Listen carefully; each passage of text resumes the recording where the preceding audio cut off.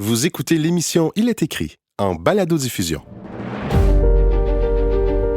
Il est écrit, c'est un autre regard sur le monde et nous-mêmes, à la lumière des pages de la Bible.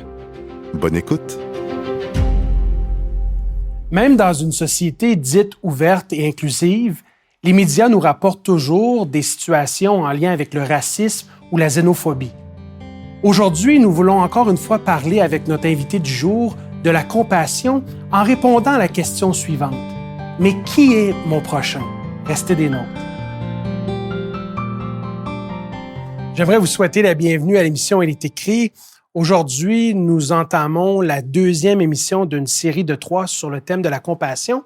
Et nous allons regarder avec notre collaborateur régulier, le pasteur Sylvain Duval, la compassion à travers une parabole que Jésus nous a léguée dans les Évangiles. Bonjour Sylvain. Salut Patrick. Toujours un plaisir de t'avoir ici à l'émission Il est écrit. Écoute, parle-nous de cette parabole qui nous amène encore une fois sur le terrain de la compassion. Oui, et actuellement, c'est intéressant parce que j'ai invité les auditeurs à prendre Luc chapitre 10 à partir du verset 25 avec nous. Donc, l'Évangile de Luc chapitre 10. Verset 25, s'il vous plaît. À partir du verset 25, oui. D'accord. Donc, c'est mentionné. Un spécialiste de la loi se leva et lui dit, pour le mettre à l'épreuve, « Maître, que dois-je faire pour hériter la vie éternelle? » Très bonne question, non? À quelque part, il y a la mort, mais qu'est-ce que je peux faire pour avoir la vie éternelle? Et le texte répond, Jésus lui dit, « Qu'est-il écrit dans la loi? Comment lis-tu? » Il répondit, « Tu aimeras le Seigneur ton Dieu de tout ton cœur, de toute ton âme, de toute ta force et de toute ton intelligence. Et ton prochain comme toi-même. » Tu as bien répondu, lui dit Jésus, « Fais cela et tu vivras. » Et c'est intéressant parce que je voudrais juste prendre le temps de m'arrêter. C'est, à quelque part, ce docteur de la loi connaît Deutéronome chapitre 6, connaît Lévitique chapitre 19, verset 2, tout ce qu'on retrouve, ces textes qui sont cités.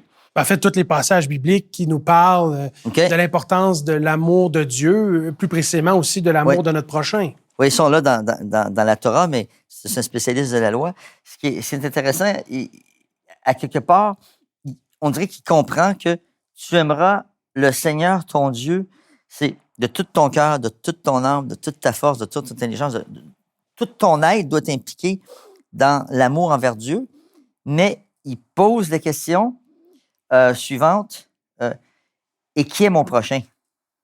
Mais lui voulut se justifier et dit à Jésus au verset 29, et qui est mon prochain? On ne comprend pas pourquoi il pose la question, mais dans le début du texte, il nous dit c'est parce que vraiment, il veut éprouver. Il veut éprouver.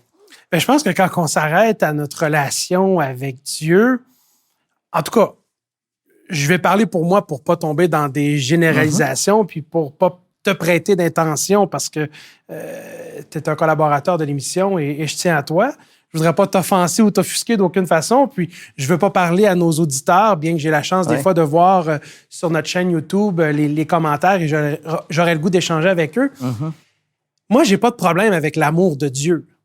L'amour que Dieu a pour moi dans la Bible, c'est quelque chose qui me fait du bien, puis j'ose croire que dans mon cœur, j'aime Dieu.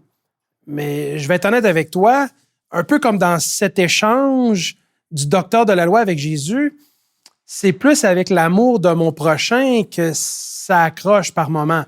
Des fois, sur certaines autoroutes du Québec, en voiture, de se faire couper par quelqu'un, on se questionne à savoir c'est qui notre prochain, puis il y a certaines personnes qu'on préférerait qu'ils ne soient pas notre prochain.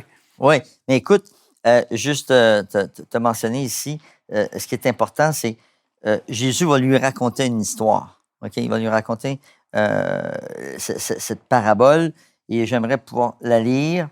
Et là, Jésus reprit au verset 30. Un homme descendait de Jérusalem à Jéricho et tomba aux mains de bandits qui le dépouillèrent, le rouèrent de coups et s'en allèrent, le laissant à demi-mort. Par hasard, un prêtre descendant par le même chemin, il le vit et passa à distance. D'autres versions disent il changeait de côté. Il s'en allait de l'autre côté. Ayant vu cet homme, il passa outre. Voilà, donc, OK. Un Lévite arriva de même à cet endroit, il le vit et passa à distance. Mais un Samaritain qui voyageait arriva près de lui et fut ému lorsqu'il le vit. Donc, j'aimerais pouvoir m'arrêter un peu par rapport à ça parce que ici, Jésus lui raconte cette histoire-là pour le faire réfléchir. Puis, il y a des personnages dans l'histoire. Puis, on voit, il y a un prêtre, donc celui qui sert dans le sanctuaire. Il est là, il passe à côté de cet homme qui était moitié mort, hein, demi-mort, qui était frappé. Pourquoi qu'il ne s'arrête pas? Il y a un Lévite, bon, qui appartient à la tribu de Lévi, ne s'arrête pas non plus. Et dans l'histoire, Jésus met comme personnage un Samaritain.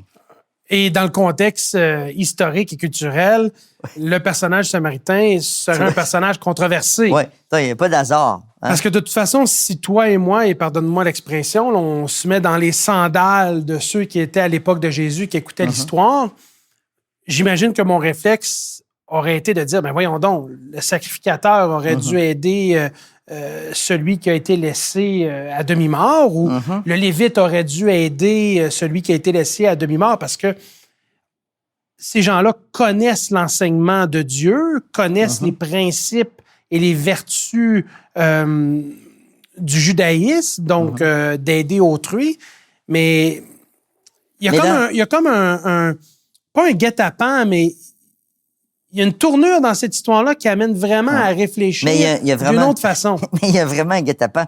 Il est attaqué.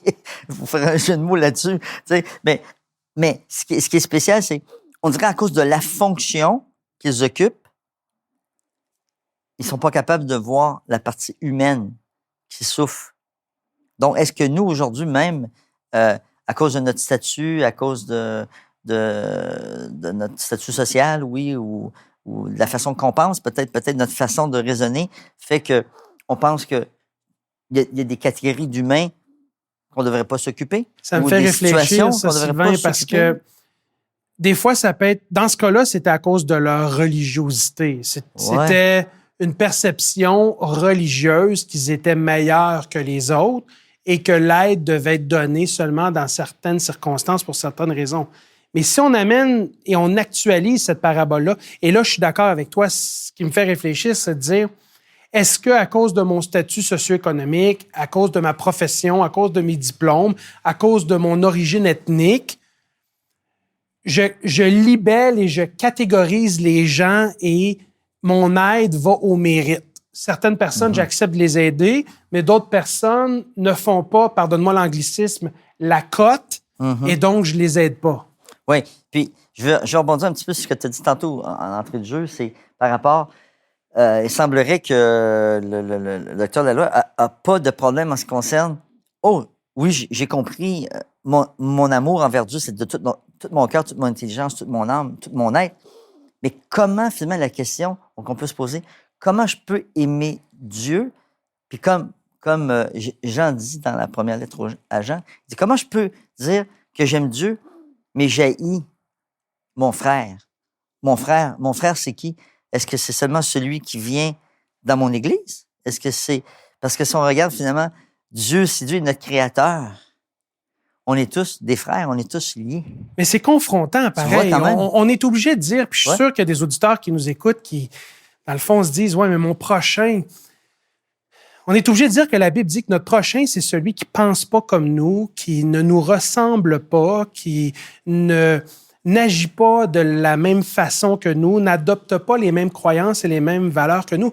Notre prochain, fondamentalement, est celui pour qui Christ est mort sur la croix. Et la Bible dit que Christ est mort pour tous, indépendamment de leur origine ethnique. Et on peut, là, et la liste est longue, statut socio-économique, croyances religieuses.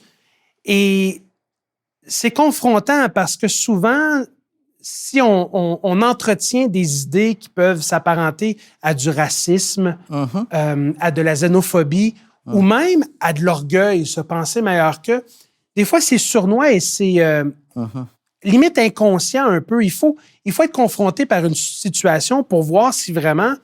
Est-ce que je l'aime, Jésus? Est-ce que je l'aime, Jésus, au point où je suis prêt à aider n'importe qui, n'importe quand? C'est ça. Donc, cet amour-là devient quelque chose de concret. Puis j'aimerais t'inviter puis inviter les auditeurs aussi à voir maintenant qu'est-ce que ce Samaritain va faire.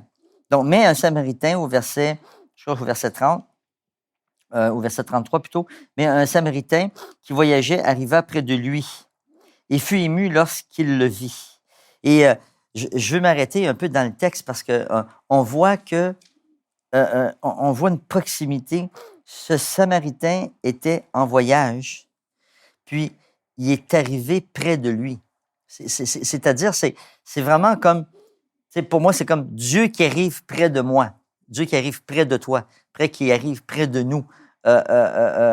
Il passe pas à côté, il s'éloigne pas, parce que c'est facile finalement de voir une situation et de voir ce corps, probablement cette personne demi-morte, puis s'éloigner rapidement. Hein?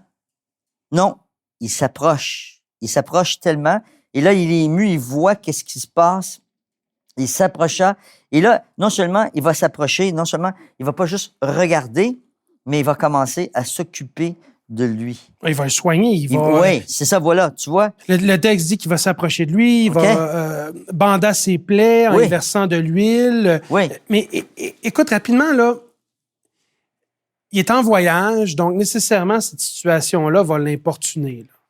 Elle va amener une situation où est-ce qu'il va avoir besoin de faire un sacrifice. Oui, mais je dirais plus que là aussi, sa vie est en danger. À cause du contexte, du chemin qu'il allait prendre, les brigands. Oui, c'est ça. On ne veut pas trop s'arrêter, là, mais c'est un lieu qui est finalement dangereux, là. OK? Si cet homme-là est attaqué, ça veut dire que le Samaritain pourrait se faire attaquer aussi. Donc, il y a pas seulement ce temps d'arrêt, mais ce temps de dire, je prends un risque, je vais prendre le temps de m'occuper de lui. On dit le texte, puis il le plaça sur sa propre monture, le conduisit à une hôtellerie et prit soin de lui.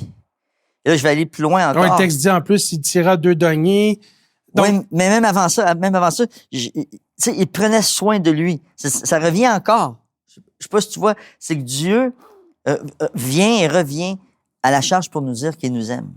Donc, on est dans le symbole. Prends soin de nous. Corrige-moi si je me trompe. Là. Ce que je comprends, c'est qu'on est dans le symbole biblique. Mm-hmm. C'est-à-dire qu'on est cet individu qui est laissé à demi-mort. Le Samaritain représente Dieu qui s'approche de nous, Dieu qui va risquer sa vie pour nous, Dieu qui va sacrifier de son temps pour nous, qui va prendre soin de nous, au-delà de ce qu'on pourrait espérer et penser. Oui, puis tu vois, entre il dit le lendemain, mais entre le temps que le lendemain arrive, je suis en train de m'imaginer le Samaritain, OK, qui est le bon Samaritain qui est dans la chambre avec cette personne qui est en train de prendre soin de lui. Je me rappelle quand j'ai passé des fois des nuitées auprès d'un malade, d'un lit d'hôpital. Du soutien moral, d'être là, mais de l'accompagnement en fin de vie. Ou juste être là. Juste être là, la personne n'est pas consciente, mais tu es là. Oui, mais ça, symboliquement, c'est un appel à la compassion de 2 perspectives différentes. La première, c'est Dieu qui nous manifeste sa compassion à travers la parabole du bon Samaritain, parce que, le bon Samaritain, dans cette parabole, ça représente Dieu qui s'approche de nous. Mais c'est aussi un appel à la compassion dans une autre perspective où Dieu nous dit, si vraiment vous m'aimez, cette même compassion que j'ai eue pour vous, vous allez l'avoir pour votre prochain. Mais moi, Sylvain, ce que je veux savoir, puis j'ose croire que certains de nos auditeurs se posent la question, c'est pas naturel, une compassion comme ça. Là. Il y a quelque chose qui est de l'ordre du divin, là, d'aimer comme Dieu nous a aimés. C'est pas quelque chose qui est seconde nature. Oui, c'est ça. Puis je pense que ta question est importante parce que finalement, les 2 expressions d'aimer Dieu de tout son cœur, de toute sa force, puis d'aimer son prochain, on ne peut pas les séparer. Donc, on ne peut pas les séparer parce que si on aime Dieu vraiment, puis on est connecté à Dieu, alors il va y avoir une manifestation claire envers notre prochain. Donc, c'est une conséquence logique et naturelle. C'est de ma relation de cause à effet. De ma relation avec Dieu. Okay. Finalement, à quelque part, je ne suis pas en train de dire que le prêtre et le lévite n'avaient pas une connexion avec Dieu, mais à cause de leur peur de l'impureté, un corps inerte, un corps peut-être mort, du sang. Oh, je vais me contaminer et je vais décider, même si j'aime Dieu supposément, de ne pas m'occuper de cet humain qui souffre. Donc, c'est paradoxal. Il faut plutôt C'est parce dire... qu'il y avait leur priorité clairement Ben qui oui. n'était pas à la bonne place. Donc, ça là. veut dire qu'ils n'avaient pas encore une relation de plénitude avec Dieu. Parce qu'ils auraient dû faire un arrêt puis prendre soin. Donc, Parce que Jésus, la relation de plénitude avec Dieu nécessairement arrive, en fait, permet de constater la valeur d'une vie humaine et Ouais. jusqu'où on devrait être prêt à aller pour aider notre prochain dans la mesure du possible. Alors, Ouais. la compassion, c'est aussi saisir les opportunités que Dieu met sur notre chemin dans le quotidien pour qu'on puisse aider ceux et celles qui en ont besoin. C'est ça. Puis là, c'est là qu'on voit dans la liste. Le lendemain, il sortit, donnant 2 deniers, comme tu avais mentionné tantôt, donc qui équivaut à 2 journées de travail. Il les donnait à l'hôtelier, puis ce Samaritain-là est prêt, puis il lui dit, prends soin de cet homme comme moi j'ai pris soin. Tu as vu, j'ai l'emmené ici, j'ai pris soin de lui. Maintenant, je suis prêt même à débourser encore peut-être 1 journée de salaire, 2 journées de salaire, peut-être 1 semaine de salaire. Il dit, quand je vais revenir, je vais te payer moi-même tout ce que je te dois à mon retour. Parce que la vie humaine est si précieuse aux yeux de Dieu et tellement d'une grande valeur que Dieu ne compte pas dans le don de soi à notre égard. Sylvain, le temps nous presse. Quelques mots en conclusion. Peut-être si on a négligé de dire certaines choses, parce qu'on aurait pu en parler longtemps de cette parabole, une parole en conclusion sur la parabole du bon Samaritain. J'aimerais quand même dire au verset 36, quand Jésus pose la question, encore, il dit, lequel de ces 3 te semble avoir été le prochain de celui qui était tombé aux mains des bandits? Évidemment, la réponse est évidente. Il va répondre, c'est celui qui a montré de la compassion, certaines versions disent de la miséricorde envers cet homme qui était finalement à demi-mort. Et donc, pour notre bien, pour vraiment faire l'expérience de la connectivité avec Dieu, il y a un appel à vivre pleinement de l'amour de Dieu en manifestant la compassion autour de nous, en faits et en gestes, aussi petits soient-ils. Jésus le dit, là, tu vois, va et toi aussi, fais de même. Donc, c'est une invitation pour nous, pour le docteur de la loi, pour toi, pour moi, mais aussi, tu l'as mentionné, c'est au-delà de notre humanité, c'est divin. Donc, il faut nourrir notre relation avec Dieu. Et je dirais presquement qu'à chaque jour, si on a une occasion d'avoir un geste de compassion et d'accompagnement, c'est presque un test pour nous, de voir est-ce qu'on est réellement connecté à Dieu. Et donc, c'est de dire, Seigneur, laisse-nous être aimés par toi au point où est-ce qu'on aime notre prochain sans réserve et sans limite. Sylvain, j'aimerais te remercier d'avoir passé ce moment avec nous. C'est toujours intéressant d'échanger. Je te propose de faire une prière pour nos auditeurs sous forme d'appel, que Dieu se saisisse de notre cœur et nous amène à vouloir le laisser vivre en nous et que la conséquence logique et naturelle que Dieu vit en nous, c'est qu'on exerce de la compassion autour de nous, mais de la compassion authentique, de la compassion vivante. Pourrais-tu prier pour nous, s'il te plaît? Prions. Oui, Père Céleste, on veut te dire merci encore une fois, Seigneur, alors que ce soit pour Patrick, pour moi, pour les auditeurs. On vient vers toi, Seigneur, afin que tu puisses mettre en nous ton amour. Et nous sommes faibles, nous sommes égoïstes de nature, orgueilleux. Mais Seigneur, tu veux transformer nos cœurs à tel point que tu veux habiter en nous. Tu veux nous donner tes yeux, tes mains, tes oreilles, tes pieds. Et Seigneur, tu donnes aussi des moyens, souvent, pour aider les plus démunis et ceux qui sont dans la souffrance. Ouvre notre cœur, Seigneur. Touche-nous afin que nous puissions répondre à l'appel et reconnaître dans chaque humain notre prochain. C'est au nom de Jésus que j'ai prié. Amen.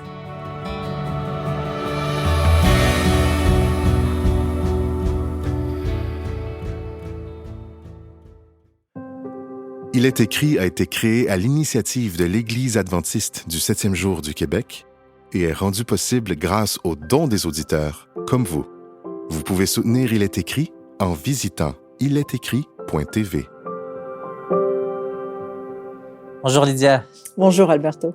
Donc, je suis content de pouvoir partager encore une fois avec toi l'offre de cette semaine, justement sur les paraboles de Jésus. Concernant la parabole du bon Samaritain, y a-t-il quelque chose qui attire ton attention de cette parabole? Oui, pour moi, la parabole du bon Samaritain a une grande signification parce que j'ai passé plusieurs années de ma vie dans l'humanitaire. Donc, c'est vraiment quelque chose qui vient me chercher et j'ai fait l'expérience de ça. Donc, pour moi, ça a une grande importance. Et la compassion, la sympathie, d'être tourné vers l'autre, tout ça, ça a beaucoup de sens pour moi. Quelle que soit l'origine ethnique et autres, comme a dit Patrick, là, toutes ces choses-là, normalement, doivent faire abstraction quand quelqu'un souffre. On doit vraiment s'occuper de sa souffrance. Voilà. Nous sommes des êtres humains. Exactement. Okay. Et toi, pourquoi tu penses que Jésus parle en parabole? Oui. Moi, je pense que Jésus parlait en parabole justement pour aller pouvoir parler à toute personne, que ce soit un enfant, que ce soit une famille, père, mère, grand-maman, grand-papa. Jésus parlait en parabole justement parce que c'était facile à comprendre. Ces personnes souvent voyaient ce que Jésus était en train de décrire et donc ça avait un impact quand même assez profond dans leur vie. Souvent, ils prenaient l'exemple de choses qu'ils vivaient tous les jours, finalement. Voilà. Et c'est ça qui est impressionnant. De nos jours, on dit qu'une image vaut 1000 mots, mais on peut facilement dire qu'une parabole vaut 1000 mots. Tout à fait. Également. Tout à fait. Donc, tu as entre tes mains justement un livre qui va nous parler, nous présenter tout d'abord de pourquoi ce Jésus parlait en parabole. Exactement. Puis plusieurs paraboles également. Il y en a 28. Alors, dans ce livre, il y a 28 paraboles. 28 paraboles qui sont, expliquées, décortiquées, mais à travers toutes ces paraboles, on retrouve tous les enseignements de Jésus, mais d'une façon pratique. Donc, comme tu disais, c'est aussi bien pour le grand-papa, la grand-maman que le petit enfant. Moi, je considère que toutes les familles devraient avoir ce livre, justement pour développer cet intérêt pour servir, la compassion, toutes ces choses, tout ce qui a trait au caractère de Christ, finalement. Oui. Donc c'est un bon livre qui va nous aider à mieux comprendre ces paraboles-là qui vont nous aider à réfléchir, à penser notre vie chrétienne, notre foi chrétienne, à dire qu'on n'a pas été seulement appelés pour apprendre davantage sur la Bible ou sur les paraboles, mais à les mettre en pratique. Les mettre en pratique. Souvent, je m'amuse à dire, on a 2 jambes, 2 bras et juste une bouche et 2 oreilles. Donc, on doit écouter davantage, servir davantage et parler moins. Voilà. Donc, le livre est disponible pour $20 plus les frais de poste. C'est vraiment pas cher. Tout à fait. Puis c'est un livre qui va sûrement aider les personnes à grandir spirituellement. Définitivement, c'est un très bon livre. Merci beaucoup, Lydia. De rien. Vous pouvez commander l'offre de la semaine sur notre site Internet ilestécrit.tv ou par téléphone au 514-729-3515 ou encore 1-866-729-3515. Non seulement Il est écrit s'intéresse à votre santé spirituelle, mais également à votre santé physique. Demeurez des nôtres alors que Caroline va nous présenter cette capsule santé. On entend de plus en plus parler du jeûne comme étant positif pour la santé. Est-ce que ça l'est vraiment? Depuis une dizaine d'années, le jeûne a été le sujet de plusieurs études. Les résultats sont encore un peu controversés, mais il semble y avoir des bénéfices. Un médecin de l'Institut de cardiologie de Montréal, le Dr Martin Junot, le recommande d'ailleurs à certains de ses patients.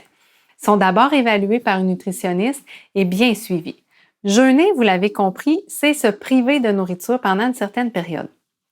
Le principe est que lorsque le corps n'obtient plus de glucides comme énergie, va chercher dans les graisses l'énergie mise en réserve dont il a besoin. Le jeûne peut faire perdre du poids, surtout au début, améliorer le diabète et même l'éviter, abaisser la pression artérielle, réduire la production de radicaux libres, cette molécule qui accélère le vieillissement de la peau et favorise de nombreuses maladies comme le cancer, les maladies cardiovasculaires et des maladies dégénératives comme l'Alzheimer. Ça peut aussi augmenter l'énergie et le sentiment de bien-être si c'est pratiqué dans les bonnes conditions. Est-ce qu'il y a des dangers au jeûne? Oui.